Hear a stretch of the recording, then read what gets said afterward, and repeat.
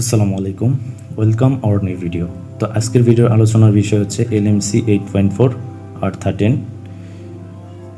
তো যে ভার্সনটি কিছুদিন আগেই রিলিজ হয়েছে, তো এই Gcam এবং এই Gcam-এর কিছু XML শেয়ার করব, আশা করি আপনাদের ভালো লাগবে।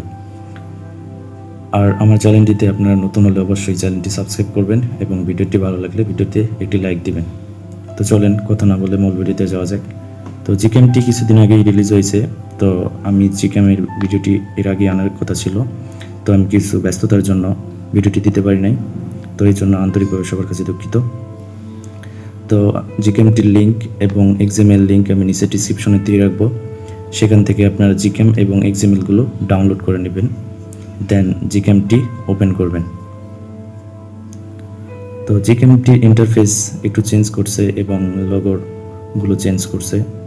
তো ইন্টারফেস এরকম XML সেট করার পর তো দেখবেন এই XML লিঙ্কগুলো আমি নিচে ডিসক্রিপশনে দিয়ে রাখবো, সেখান থেকে আপনারা ডাউনলোড করবেন।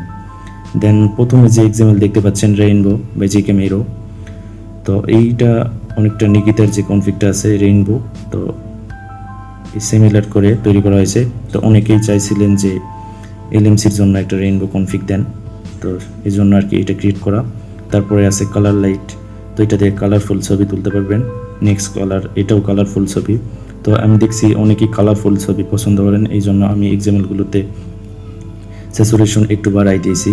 তো আপনাদের যদি ফুল ছবি না পছন্দ হয় তাহলে আপনারা সেটিংস থেকে কালারটাকে কমিয়ে নিতে পারবেন। তো নিচে আছে 100+, তো এটা হলো আপনারা অনেকেই আছেন যে ছবির এমবিগুলো বেশি করতে চান বা মেগাপিক্সেল বেশি, যে 100+ মেগাপিক্সেলে আপনার ছবি উঠবে, একটা ছবি 50 MB 70 MB এইরকম। তো আমি এটা সাজেস্ট করি না, কারণ একটা ছবি যখন 50-70 MB হবে তখন আপনাদের স্টোরেজ ফুল হয়ে যাবে, তো এই জন্য আমি এটা বানাইনি। তো অনেকেই চেয়েছিলেন, এই জন্য আমি এটা তৈরি করছি।